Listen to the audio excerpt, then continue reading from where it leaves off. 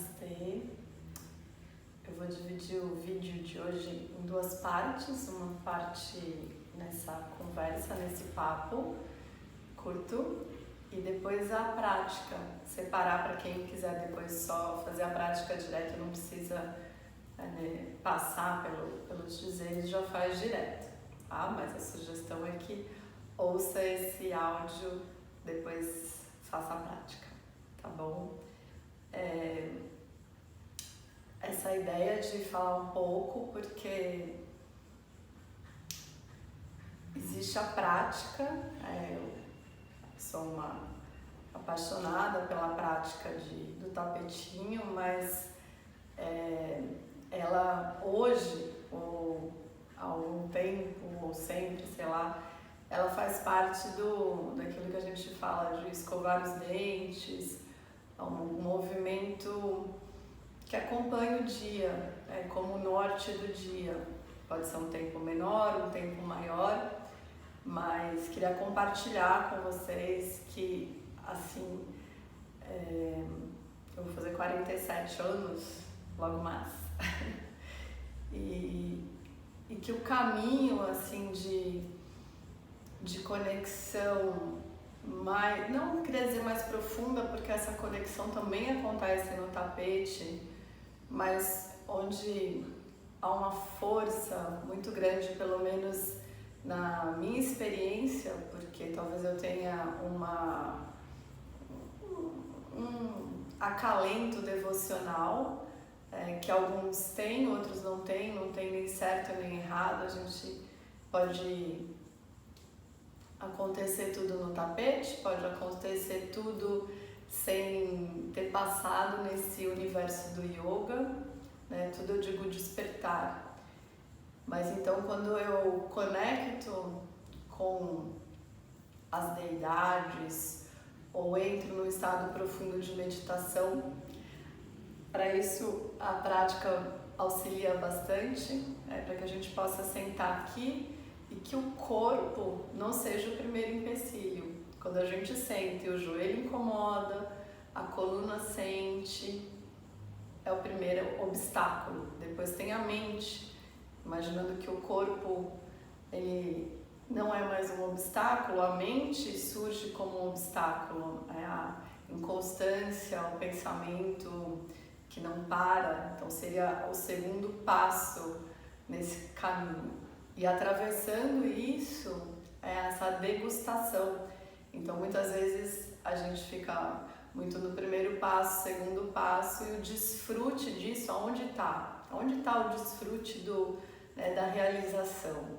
Então, para quem já atravessou algumas passagens, esse desfrute ele acontece no estado de silêncio, realmente, onde a gente aquieta tudo e se conecta com a essência, várias palavras para poder interpretar isso. Então, hoje, por exemplo, sexta-feira, dia de Vênus, então alguns acham que isso a gente está falando de signo, sabe aquela coisa meio cética, mas para um outro fluir, uma outra percepção da natureza, da existência, que somos nós, sem divisão. Então, por exemplo, eu tenho uma prática muito íntima com os mantras para Vênus e até reflexão sobre partilhar um pouco dessa experiência. Eu dou muita aula, mantra, meditação, as literaturas, mas às vezes isso até numa forma mais íntima, e também pessoas que eu sei que estão fazendo vídeos que tem aquela voz divina, vão partilhar os sons e acredito que vão auxiliar muitas pessoas também. Mas então essa conexão, ela faz muito sentido não só agora talvez ela seja mais necessária, porque a mente está muito inconstante, está muito ativa com essas questões. Mas ontem eu refletia sobre isso, sobre essa questão que a gente fala do observador e do observado.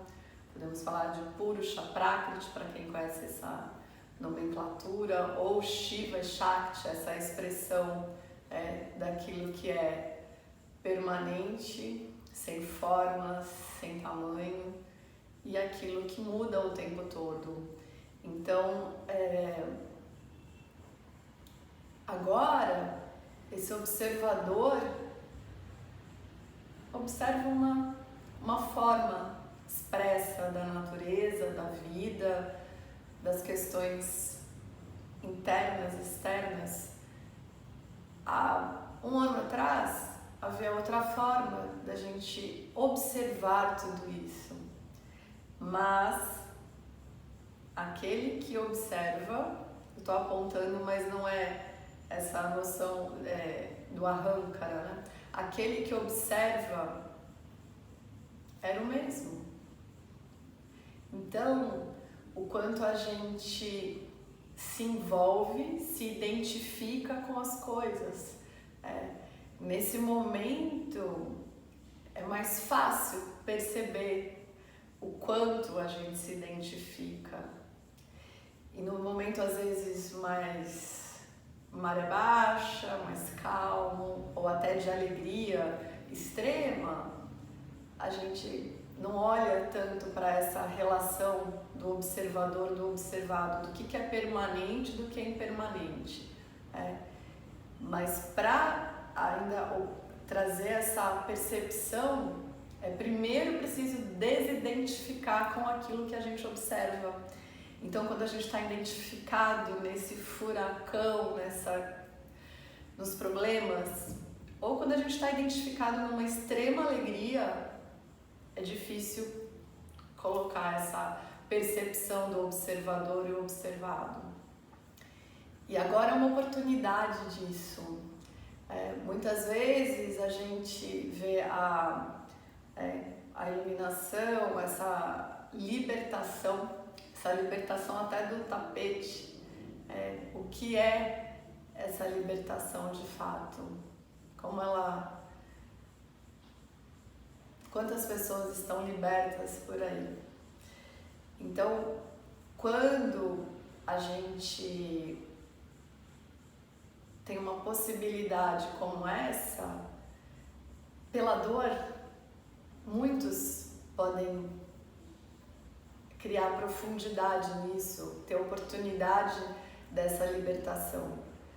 Não só quando a gente senta, medita, tem uma sala gostosa, ou então está numa palestra de Advaita Vedanta, ou então está numa situação, num retiro, e aquela sensação de percepção além desse ego, desse ahankara. Sabe que alguns de nós já tivemos, já degustamos de fechar os olhos e nos percebermos além dessa forma, dessa pele, além dessa idade, desse sexo, perceber algo mais, vamos dizer, equânime, essa unicidade, quando as pessoas estão usando muito essa palavra esses dias, a interdependência.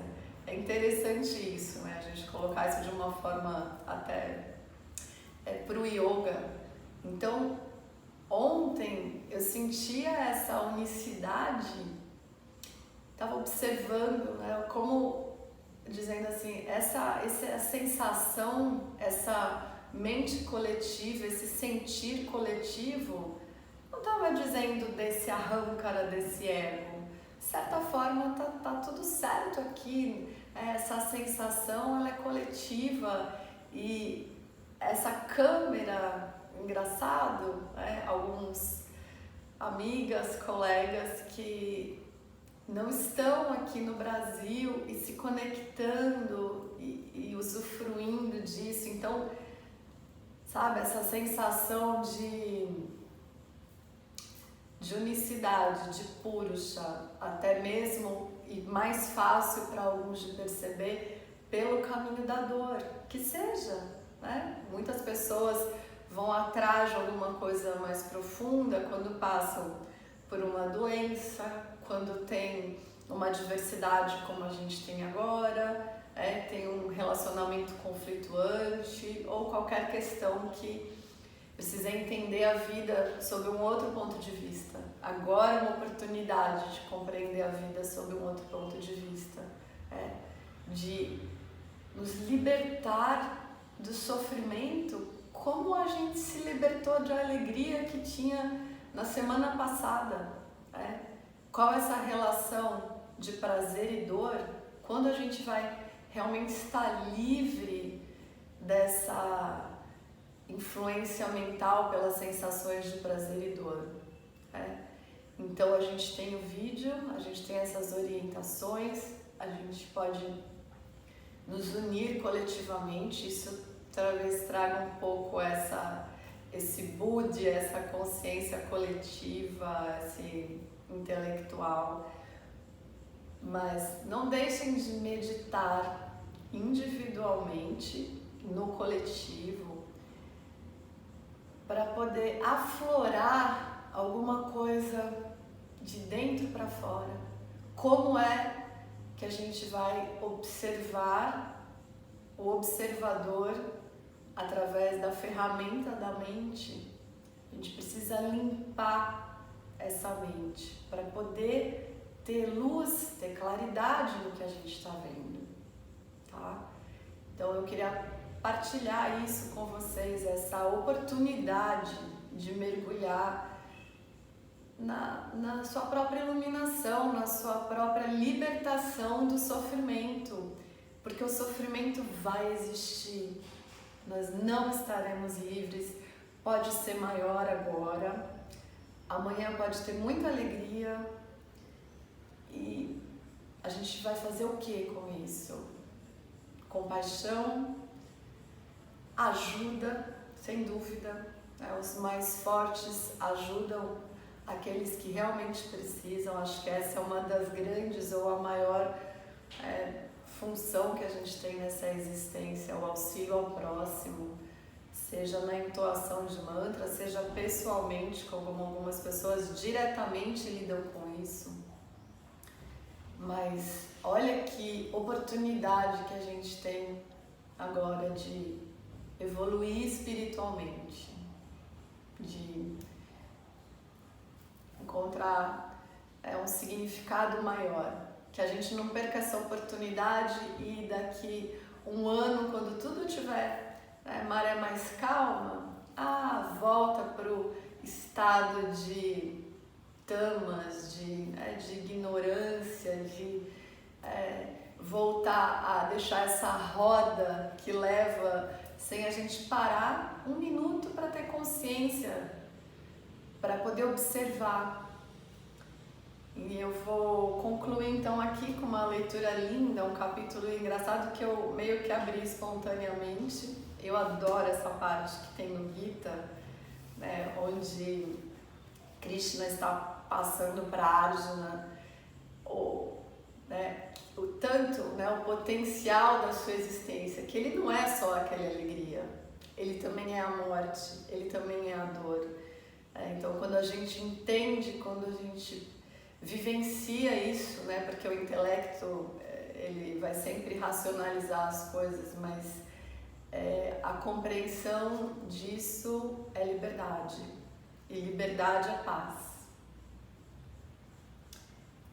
Então, vou ler aqui, são 4 versos, tá?